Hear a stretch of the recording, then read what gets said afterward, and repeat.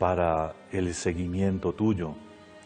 Concédenos captar con el corazón tu mensaje y, sobre todo, vivirlo en nuestra vida, hacerlo vida de nuestras vidas.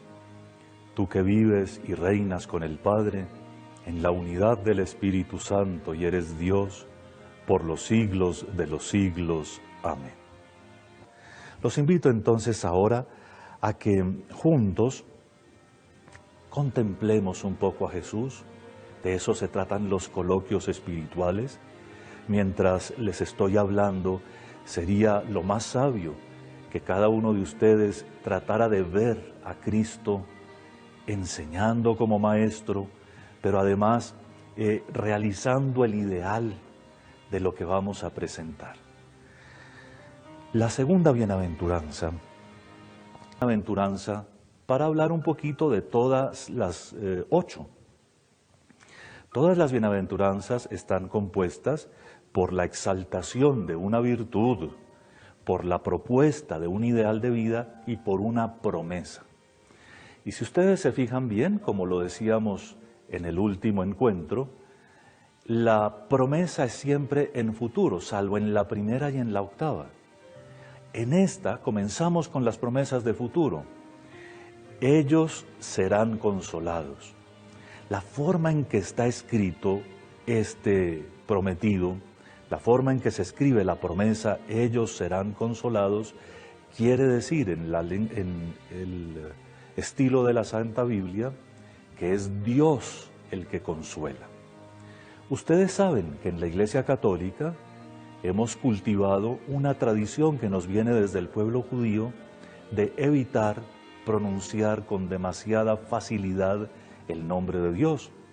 Pues a los autores del Nuevo Testamento, a Mateo en este caso, que conservaron esta tradición con toda dignidad, entre otras cosas, por respeto del santo nombre de Dios, segundo mandamiento, les pareció que así tenía que ser. Y entonces formulan las cosas de esta manera y nosotros entendemos que el sujeto tácito de esa propuesta es Dios.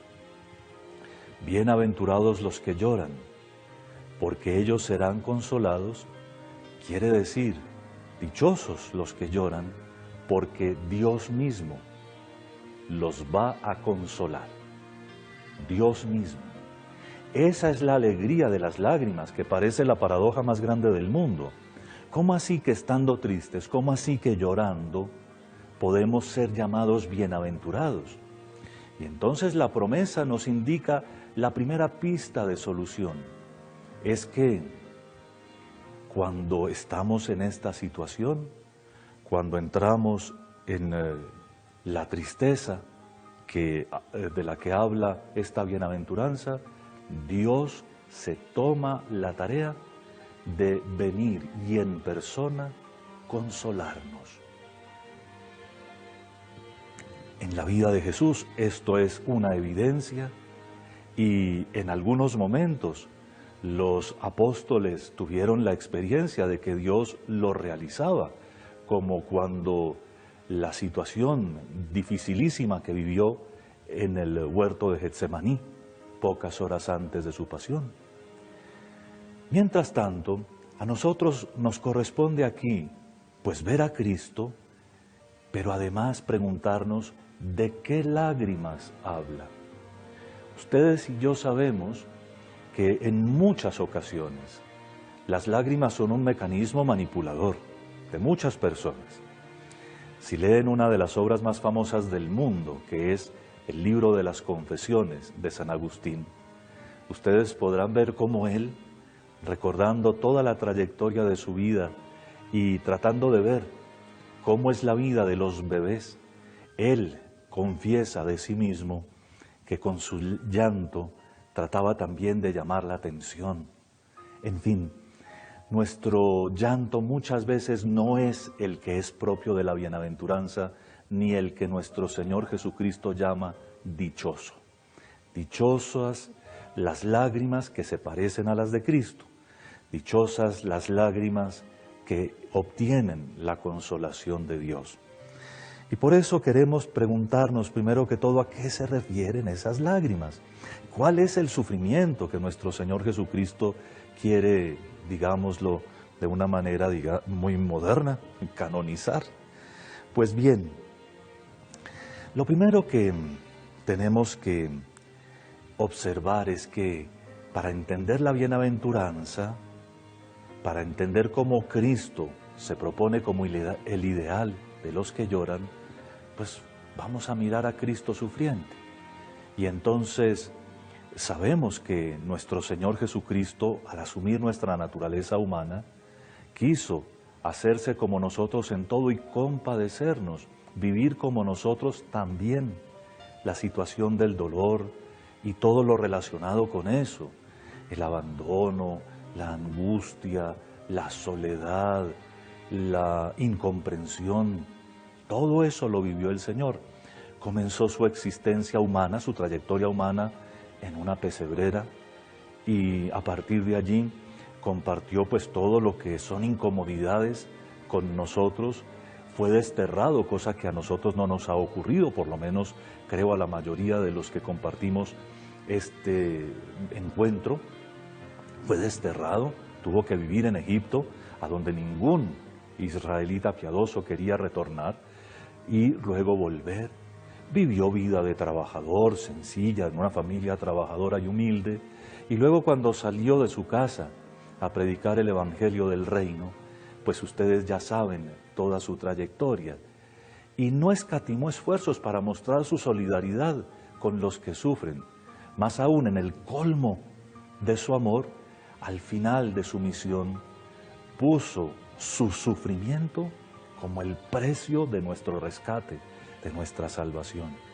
De tal manera que el sufrimiento que se parece al de Cristo es, entre otras cosas, ese que como el de Él es asumido. Asumido no quiere decir actitudes masoquistas, que nos provoquemos nosotros mismos los sufrimientos. Asumido quiere decir que el sufrimiento de cada día viene aceptado con entereza, con fortaleza de ánimo y con el deseo de vivir en esa consolación que Dios nos quiere regalar. En fin, que la última y más maravillosa significación de esta bienaventuranza está en Cristo doliente. Cristo que desde el Antiguo Testamento fue anunciado como el Mesías que no haría la obra que le corresponde por el lado de las glorias humanas, sino por la entrega total hasta la muerte de su propio ser. Cuando cualquiera de nosotros, por vivir su misión de cada día, pasa por grandes sufrimientos, se parece a Cristo. Los padres de familia, piénsenlo por favor, piensen ustedes cómo muchas veces, aun cuando se siente que no alcanzan las fuerzas, hay que seguir, hay que perseverar. Piensen cuántas veces en el mismo matrimonio las situaciones que se viven llaman a hacer actos de valor y decisiones interiores que van más allá de las fuerzas humanas. Pues ese sufrimiento, ese es el que el Señor quiere llevar al nivel de una bienaventuranza. Él quiere que ustedes sepan hoy que ninguno de esos sufrimientos se pierde, que Él mismo quiso compartir también la vida de familia, para que ustedes sepan que allí donde está su familia reunida, allí está Él con ustedes. Y su consolación es Él. Por eso, volver la mirada a Cristo y ojalá en una imagen del crucificado les recordará que Él está allí en su cruz para que ustedes se crucifiquen con Él. Compartir los padecimientos de Cristo, compartir eso que Él compartió con nosotros, es llegar a encontrar, como en el corazón de Cristo, el lugar de nuestro propio corazón. Y por eso son dichosos los que saben sufrir. Pero vean, antes de la pasión y muerte de nuestro Señor, que es el ideal al que se nos llama, una pasión vivida por amor, una pasión sufrida porque uno quiere llegar hasta el fin en el cumplimiento fiel de la voluntad del Padre. Hay por lo menos 2 ocasiones en que el Evangelio nos muestra a Jesús llorando. La primera es muy humana realmente. Ustedes recuerdan cuando, después de que muere su amigo Lázaro, él llega por fin a consolar a la familia y allí, frente al sepulcro de su amigo, llora.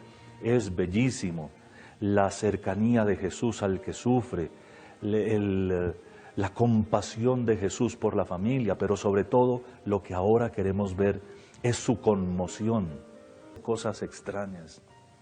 El sufrimiento se puede vivir en completa madurez y lo que se esperaría de cada uno de nosotros como cristianos es que cuando nos llegan sufrimientos que son inevitables, pues permanezcamos en medio de ellos hasta el final, como Cristo. Volviendo a la escena de Lázaro y a su significado profundo, los sufrimientos de todos los días, esos que ya venía describiendo un poco, no son ajenos a nuestro Señor. Y cuando son justos, son simplemente justos. Es decir, ¿cómo no ponerse uno triste? Por ejemplo, porque uno de sus hijos está enfermo. ¿Cómo no ponerse el pastor triste cuando ve muchas ovejas descarriadas? Cuando ve que en la evangelización no prospera como debería prosperar, cuando ve que tanta gente prefiere un materialismo continuo a las cosas de Dios, como decía uno de los profetas antiguos, cuando la gente comienza a llamar a lo bueno maluco y a lo maluco bueno, a lo que es bonito y edificante lo llama aburridor, y a lo que es verdaderamente aburrido, porque inclusive lleva a la enfermedad, a los guayabos y a los desórdenes, a las violencias, a eso lo llaman sabroso, y en eso hacen rumba y en eso se quedan. ¿Por qué no sentir pesar de que ocurran esas cosas? Pero esto nos lleva a la segunda ocasión en que vemos a Jesús llorando. En el Evangelio de San Lucas, Jesús cuando se aproxima a Jerusalén, llora por ella. Se conmueve como quien revela a sus discípulos y a los que lo acompañan que ha sentido lo que siente Dios por los pecadores. Llega y ve que la ciudad se aleja de Dios, que no quiere aceptar la palabra de la salvación y se conmueve y pronuncia esas frases que nunca olvidaremos. Si por lo menos tú en este día supieras lo que conduce a la paz.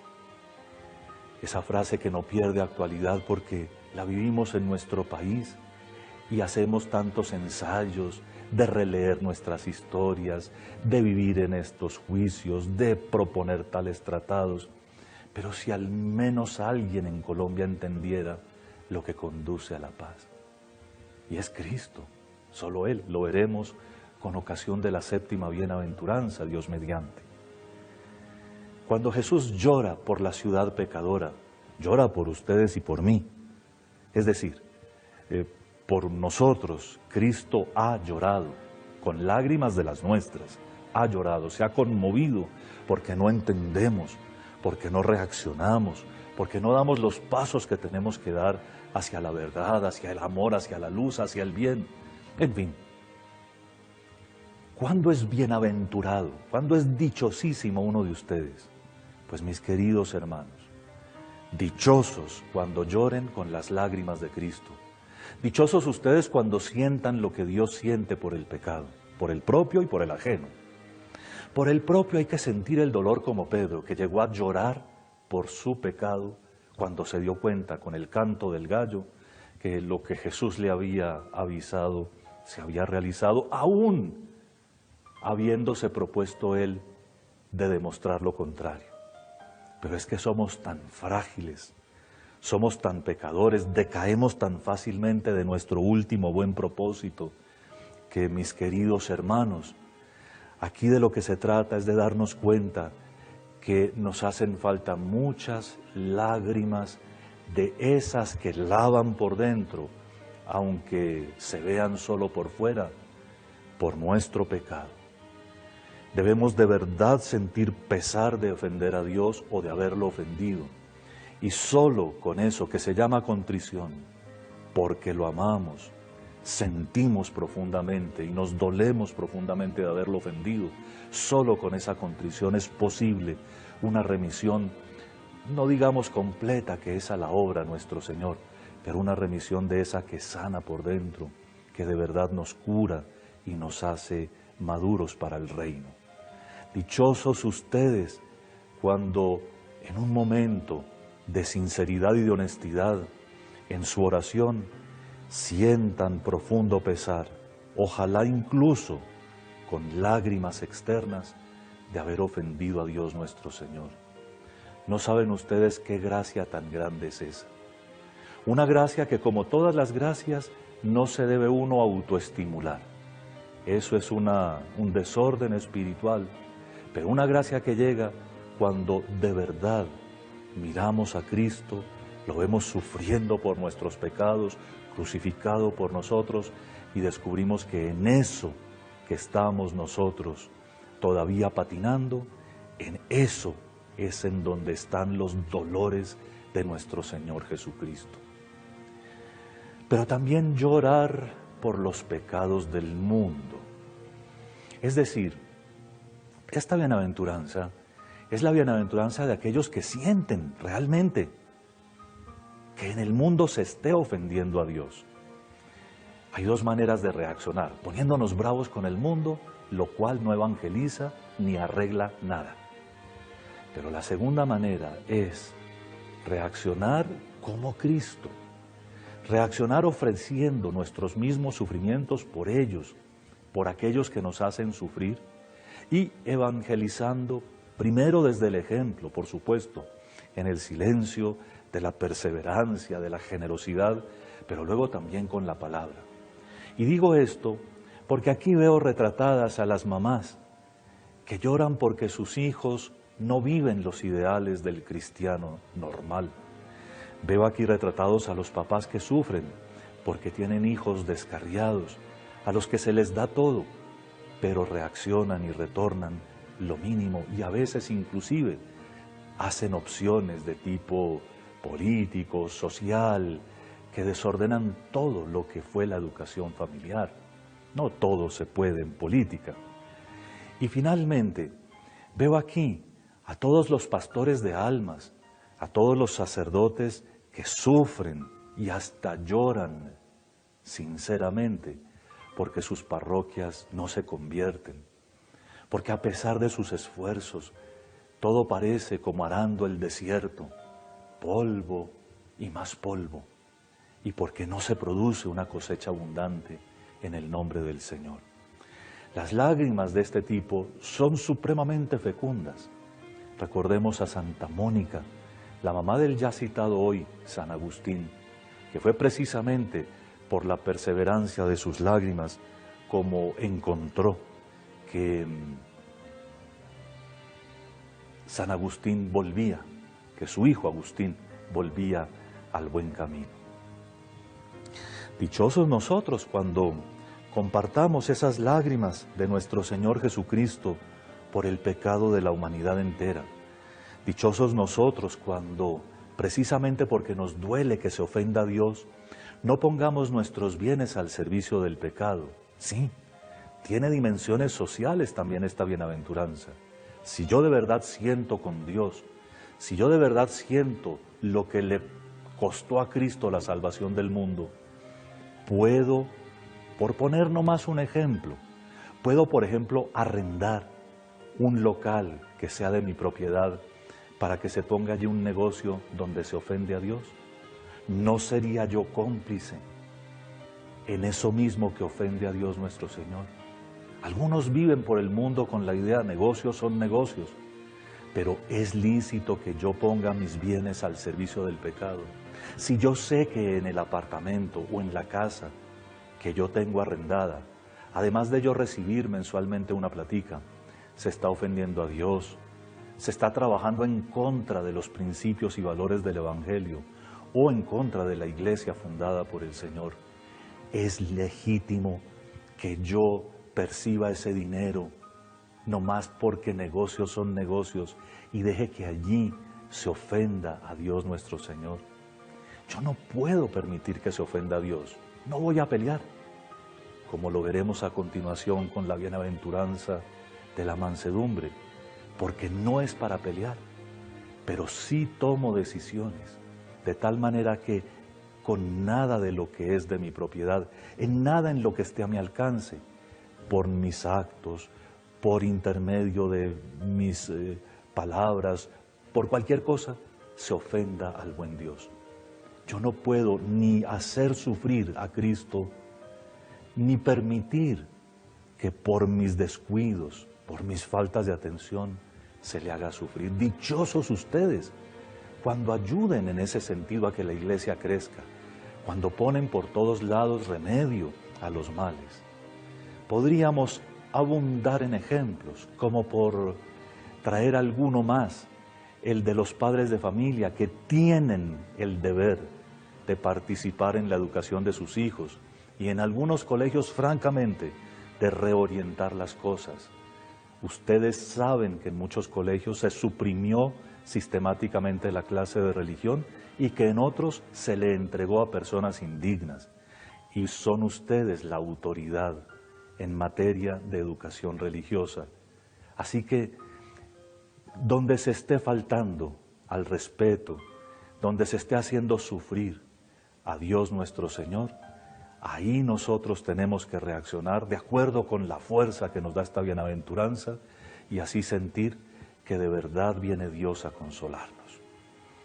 Podríamos hablar y ahondar muchísimo más sobre la bienaventuranza de las lágrimas, pero debemos pasar ya a la bienaventuranza de los mansos. Bienaventurados los mansos, porque ellos heredarán la tierra. Estás viendo Coloquios Espirituales, el Sermón de la Montaña y la formación de los cristianos adultos. Descarga gratis en tu App Store la nueva aplicación Cristovisión. Podrás tener en cualquier momento señal en vivo de todos los programas, acceso directo a nuestros contenidos digitales, botón para hacer tu donación en línea, noticias, homilías del Padre Ramón y artículos de interés católico. ¡Anímate y veamos juntos el mundo con los ojos de Jesús!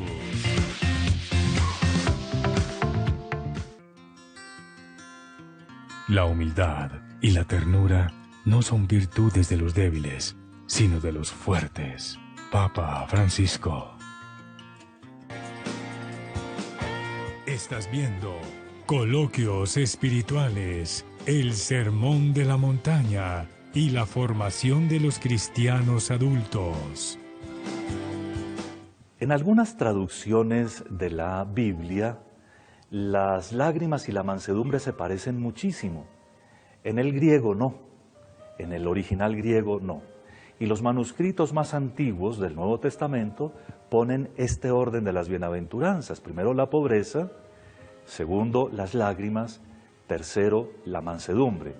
Pero me parece que es importante que yo les diga que en algunos manuscritos antiguos y entonces algunas de sus Biblias van a traer la segunda bienaventuranza y la tercera en sentido inverso a lo que acabamos de decir. Es decir, la segunda, la de las lágrimas, en tercer lugar. Nosotros asumimos la tradición más antigua. Y la tercera bienaventuranza es la de los mansos. ¿Cuál es la promesa? Heredarán la tierra, heredarán la tierra. En el Antiguo Testamento, la tierra era uno de los valores más importantes, la herencia, la heredad, como oirán ustedes en algunos salmos, era lo más precioso que uno tenía y hasta lo identificaba uno. Uno se identificaba como fulano de tal parte, no fulano de tal, sino fulano de tal parte. Y así, esa identificación con la tierra daba una cantidad de derechos y lo introducía uno en una cantidad de tradiciones muy bonitas. Es evidente que con el paso de los años y con la sucesiva dominación de países extranjeros en Israel, el dominio de la tierra se volvió algo más bien ideal que real. Nuestro Señor Jesucristo rescata los ideales antiguos, que entre otras cosas corresponden a promesas de Dios nuestro Señor, y ofrece a los mansos la herencia, la tierra. ¿Quiénes son los mansos? Pues los mansos, primero que todo, como lo hicimos ya con la primera y con la segunda bienaventuranzas, son los que se parecen a Cristo manso.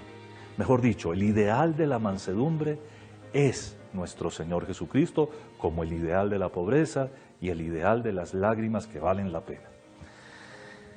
Los mansos se parecen a Cristo, que según la profecía del Antiguo Testamento se ofreció para ser llevado y vivió su sacrificio como cordero llevado al matadero, como oveja ante el que la esquila, ante el que le quita la lana, que se quedan quietecitas.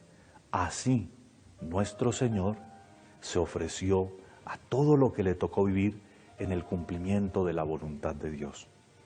Creo que aquí está uno de los motivos por los que algunos traducen casi exactamente la bienaventuranza de las lágrimas y la de los mansos, porque la mansedumbre tiene que ver, en un cierto sentido, con el aguante, con la capacidad de soportar, con eso que el Espíritu Santo nos quiere dar a todos, con el don de fortaleza, el de poder perseverar. Eso que, como veremos con ocasión de la sexta bienaventuranza, nos permite ser continentes, es decir, castos, capaces de mantener nuestro cuerpo para lo que Dios dispuso. Es todo el conjunto de estas virtudes que tienen que ser asimiladas de una manera no restrictiva, no forzada, sino espontánea, como en Cristo. Ahora, si ustedes miran bien su corazón, la mayoría de las reacciones iracundas o la mayoría de las reacciones pasionales dependen de un yo por dentro que está como enjaulado y que en un momento quiere explotar para decir: yo aquí mando, yo aquí soy el que pone la última palabra y ante quien todo el mundo tiene que doblegarse. En cambio, Cristo no hace eso nunca, ni siquiera ante el rey. Solo admite ser rey cuando está abofeteado, lleno y cubierto de sangre y de mugre, coronado con espinas y vuelto nada. Solo allí admite ser rey. Pero las otras veces se escabulle, huye de los aplausos innecesarios. Mis queridos hermanos, la mansedumbre de Cristo tiene que ver con una ecuanimidad que vale la pena investigar, es decir, meditar como cristianos y tratar de imitar. Ecuanimidad tiene que ver con el ánimo, es decir, con el alma. Un ánimo igual, un ánimo parejo es ecuánime. Un ánimo exaltado es un ánimo eufórico y un ánimo depresivo es pusilánime, ¿no? Empequeñecido, como por manipular casi siempre. La ecuanimidad es esa virtud que, por supuesto, no nos hace amorfos, nos alegramos de lo que hay que alegrarse, nos entristecemos, como dijimos con ocasión de la segunda bienaventuranza, de lo que hay que entristecerse, pero no nos quedamos patinando en eso. El ánimo ecuánime es ese que en medio de todas las cosas trata de mantener, digamos que, una actitud serena, confiada y optimista ante la vida, como Cristo, que entre otras cosas fue visto sin hacer acepción de personas, es decir, sin distinguir y preferir a unos y a otros. Eso fue lo primero que le dijeron algunos de sus contrincantes: Maestro, tú que no haces acepción de personas, tú que no eres injusto en el trato con nadie, sino que a todos tratas igual, dinos tal cosa y tal otra. Eso es lo primero que tenemos que aprender de Jesús, que si queremos ser mansos, tenemos que ser justos e iguales con todo el mundo. En nuestro mismo asiento se pueden sentar el obispo, el alcalde o el mendigo, y a todos los tratamos como Jesús que viene a casa. No importa. Esa es la primera dimensión. Sin embargo, Jesús tiene, entre todas las cosas que lo hacen tan supremamente interesante, esta capacidad de no distinguir, de no rechazar a nadie, y sin embargo de hacer que los pobres, los que sufren, los enfermos, los solitarios, se sientan con más confianza. A Él se le acercaba toda la gente pobre. A Él los que lo querían escuchar eran los que sentían admirados de su palabra. Y por lo tanto, en Jesús la mansedumbre también tiene esa dimensión de mostrar nosotros un poco de afecto especial, no digamos que más, pero afecto especial hacia los que sufren, hacia los que tienen dificultades, hacia los que atraviesan cualquier tipo de tragedia. La mansedumbre de Cristo entonces es un comportamiento que, aunque es igual con todos, de todas maneras hace sentir acogidos a los que más sufren, a los que más tienen necesidad, aunque sean unos pobres ricos, por su soledad o su enfermedad. El Señor Jesús nos muestra el camino de la mansedumbre como una opción ante la vida. ¿Se acuerdan cuando, preguntado por los impuestos, responde con tanta sabiduría, viendo la efigie de la monedita: denle al César lo que es del César y a Dios lo que es de Dios?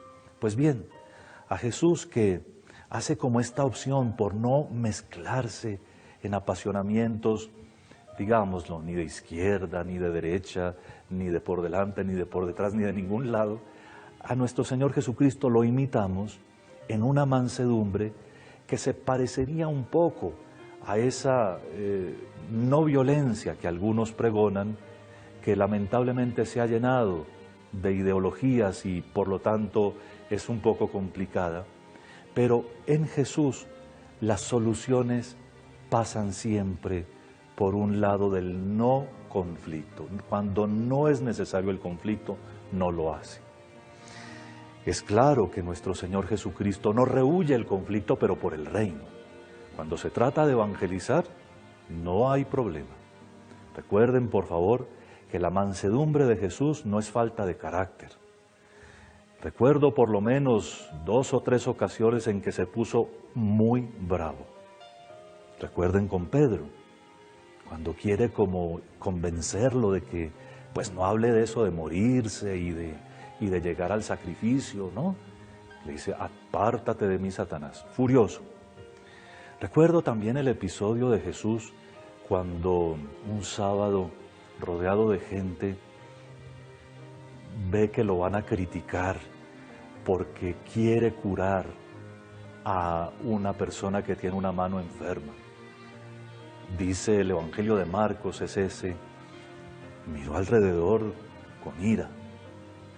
Siempre que veo en mí actitudes hipócritas frente a lo que nos rodea, a lo que vivimos en el mundo y en la iglesia, en mí, cuando lo veo en mí, pienso en esa mirada iracunda de Jesús y sé que esa mirada es para corregirme, lleno de amor, pero con la medida suficiente y necesaria de enojo para que yo me dé cuenta que así no es la cosa. Pero también en esas controversias con los fariseos que ustedes recuerdan, en donde los llama incluso sepulcros blanqueados, para que entiendan que por dentro están llenos de podredumbre, mientras por fuera parecen como tan buenas personas, ¿no? Veo representados a la mitad de los corruptos, si no a todos, de este mundo. Lo que les quiero decir es que la mansedumbre de nuestro Señor Jesucristo no es falta de carácter en ningún momento, es simplemente ecuanimidad, es esa capacidad de vivir bien y de entregar, por supuesto, a cada uno la dosis de compañía, de afecto y también de los bienes que él puede compartir que le corresponden. Los mansos que quieren parecerse a nuestro Señor Jesucristo en este mundo, pues entonces son los que no resuelven sus problemas ni con gritos, ni con sarcasmos, ni con esa calladera que les da a algunos, sobre todo en la adolescencia, que creen que los problemas se arreglan tirando una puerta en una habitación y encerrándose, como para mostrar más que están enojados. Esa no es la mansedumbre. Los mansos son los que cuando tienen un problema lo enfrentan, aunque se sientan nerviosos, no buscan la solución primera de la violencia ni de la retaliación, es decir, de la venganza. Los mansos son los que piensan antes de actuar, los que saben ordenar sus cosas de tal manera que no vivan ni de la euforia ni de las depresiones. Los dos son malos consejeros. Entonces son capaces de vivir en distintas circunstancias de la vida, distintas cosas, ¿verdad? Los mansos son los que cuando llega un sufrimiento inesperado o inevitable, perseveran en medio de él. Hay sufrimientos que nos los buscamos nosotros mismos, francamente. Cuando hacemos las cosas mal, cuando desordenamos el mundo, cuando actuamos contra los mandamientos o contra los valores de una sociedad, en fin, nos provocamos nosotros mismos los sufrimientos. Pero hay sufrimientos que son inevitables. Hay sufrimientos que vienen porque los causan otros. ¿Qué vamos a hacer? Y hay sufrimientos que vienen porque somos limitados, no somos eternos, solo Dios es eterno, y por lo tanto, pues nos cansamos, nos enfermamos, nos ponemos nerviosos. Hay sufrimientos inevitables. Los mansos saben vivir a través de los sufrimientos inevitables del mundo, de la vida normal, mirando a Cristo y por lo tanto también ofreciéndole al Señor lo que están viviendo. El sufrimiento no es un juego, sobre todo las personas que por su limitación o por su enfermedad están continuamente en un mar de dolores o en una sensación de sufrimiento, de abandono. Eso no es un juego, al contrario, eso es lo más serio del mundo. Pero la mansedumbre consiste en que a través del sufrimiento, que a veces no deja ni siquiera rezar, uno por lo menos es capaz de decirle a Dios: esto te lo ofrezco. Me uno a la cruz de tu Hijo, me uno a la cruz de Jesús y esto te lo ofrezco. No sé cómo me llegó este dolor, no sé cómo estoy metido en este problema, esto te lo ofrezco. Y entonces, lo que resulta a partir de esta perseverancia se llama madurez. Una persona que desde la juventud trata de vivir la mansedumbre de Cristo es una persona que va madurando de tal forma que con eso que ahora llamamos ecuanimidad, que tratando de vivir en una serena alegría o en serenidad todos los momentos de su existencia, logra ser francamente conquistadora. Vean, esta bienaventuranza tengo para mí, que se realiza ya desde ahora. Cuando una persona vive mansamente al estilo de Cristo, vive con la mansedumbre de Jesús, se hace atractiva. Es una persona a la que uno acude para pedir un poco de consejo, para escuchar con gusto. Las personas que irradian la mansedumbre de Cristo son personas que desde ya comienzan a heredar la tierra y a heredarla en serio. En este momento explícitamente visualicen a Cristo, visualícenlo, es decir, pónganlo ante los ojos de su alma, cierren sus ojos si quieren y háblenle para que, viendo que Él es el que realiza los ideales de las lágrimas y de la mansedumbre, obtengan de Él la gracia de compartirlo con Él. Señor Jesucristo, tú que con tus lágrimas nos has educado para que vivamos el misterio del sufrimiento de una manera creativa, tú que has dado sentido al sufrimiento humano con tu cruz y con tu muerte, y les has otorgado tanta fuerza salvadora, Danos a nosotros la capacidad de ofrecer siempre nuestro sufrimiento, sobre todo el sufrimiento que nos llega de manera inevitable, para que de esa manera también caminemos por caminos de reconciliación y de paz, y para que obtengamos el perdón de nuestros pecados y vivamos como tú. Haznos sentir en medio del sufrimiento que tú estás allí para consolarnos, que en medio del dolor nunca dejemos de mirarte a ti, el único que nos puede devolver a la verdadera vida y a la paz. Y por favor, Señor, que todos nuestros gestos y palabras, que todos nuestros pensamientos, en fin, que nuestra actitud general sea la de los mansos, la de los que no pierden la paz por nada del mundo y la recuperan si la pierden porque te miran a ti. Dichosos de verdad, Señor, los que sufren porque el mundo no está totalmente entregado a ti. Seguro que tú les vas a dar la fuerza para conquistar a muchas personas para tu reino.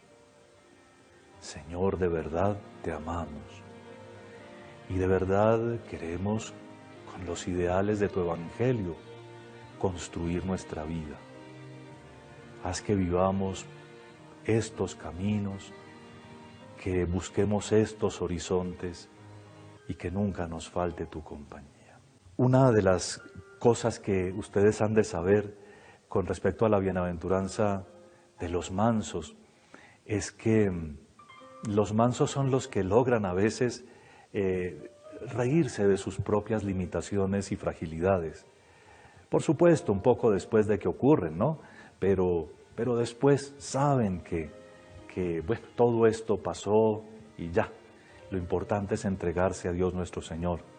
Por eso los mansos muchas veces son los que producen las máximas de sabiduría más interesantes, como por ejemplo, ¿para qué complicarnos la vida enojándonos? El que se pone bravo tiene doble trabajo, ¿no? Ponerse bravo y volverse a contentar, dice la gente. Así que, pues, en este sentido, quisiera que terminemos nuestros coloquios en el día de hoy, recordando que el coloquio fundamental es con el Señor. San Ignacio propone que hagamos 3 tipos de coloquios. Entonces, que determinando cuál es la gracia que necesitamos pedirle a Dios nuestro Señor, en este caso, la mansedumbre evangélica y el sufrimiento evangélico, determinando las gracias que necesitamos, entonces le hablemos a la Santísima Virgen María y le digamos, tenemos necesidad de esto, y por estos y estos motivos y lo que he descubierto en el día de hoy, y terminemos pidiéndole a ella que nos presente ante su divino Hijo para obtener de Él esa gracia que pedimos, que ella interceda por nosotros y le decimos un Ave María. Luego nos dirigimos al Hijo, a Jesús, y haciéndole la misma petición, con palabras por supuesto que corresponden al Hijo, necesitamos ser como tú, capaces de sufrir por lo que hay que sufrir y de vivir bien ese sufrimiento por la salvación del mundo y la nuestra, por supuesto, y de ser mansos como tú, para poder ayudar de verdad a la construcción de un mundo mejor y decirle al Hijo, y preséntanos así al Padre, para que Él nos conceda también esta gracia que te pedimos, y terminar ese coloquio con un alma de Cristo, santifícame, etc. Pero luego terminar la oración dirigiéndonos al Padre, más o menos con las mismas palabras, y concluyendo todo con un Padre Nuestro. Les doy esa recomendación que a mí me ha servido mucho, terminar siempre su rato de oración con esos 3 coloquios, charlando con la Virgen, que nos interceda ante su Divino Hijo, charlando y conversando con Jesús, que tiene en sus manos todo lo que es el Evangelio, y que nos presente, que nos lleve ante el Padre Celestial, y conversando con el Padre. A todos ustedes entonces con mucho cariño los bendigo y de una vez los invito para que dentro de 8 días a la misma hora nos acompañen y pensemos un poco en las bienaventuranzas cuarta y quinta. Verán ustedes qué mensaje tan bonito nos tiene siempre el Señor en el Evangelio. En el nombre del Padre, y del Hijo, y del Espíritu Santo. Amén. Coloquios espirituales, el sermón de la montaña y la formación de los cristianos adultos. Cristovisión, para ver el mundo con los ojos de Jesús.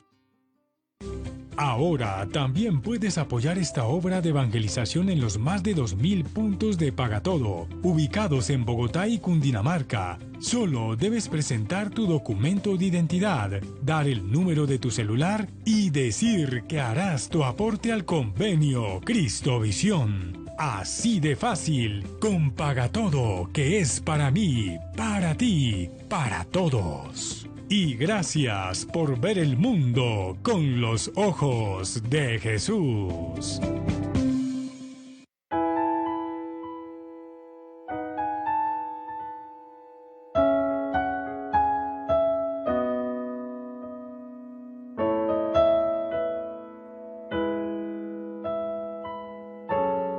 Dios mío, ven en mi auxilio. Hola, nosotros somos la familia Alfonso Ruiz y los invitamos a rezar las vísperas con nosotros. Dios mío, ven en mi auxilio. Señor, date prisa en socorrerme. En el nombre del Padre, del Hijo, del Espíritu Santo. Amén. Gloria al Padre, gloria al Hijo y gloria al Espíritu Santo. Como era en un principio, ahora y siempre, por los siglos de los siglos. Amén. Libra mis ojos de la muerte. Tal es la luz que